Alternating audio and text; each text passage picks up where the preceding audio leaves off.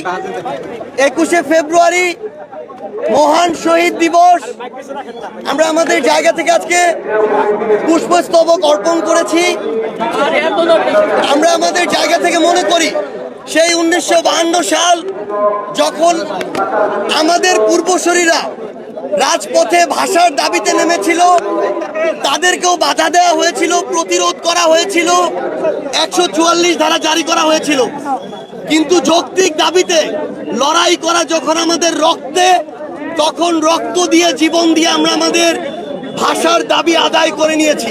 ওইভাবে 2024 সালে বাংলাদেশের ছাত্র জনতা যখন রাজপথে নেমেছে, তখন আবারও আমাদের বাধা দেওয়া হয়েছে, আমাদেরকে প্রতিরোধ করার চেষ্টা করা হয়েছে।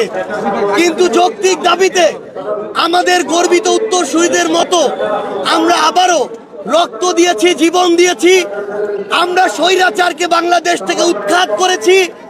খুনি হাসিনা দেশ ছেড়ে পালিয়েছে। আমরা আমাদের যৌক্তিক দাবি আদায় করে নিয়েছি। আমরা বিশ্বাস করি 47 থেকে 52, 71 থেকে 24 একই সূত্রে গাঁথা।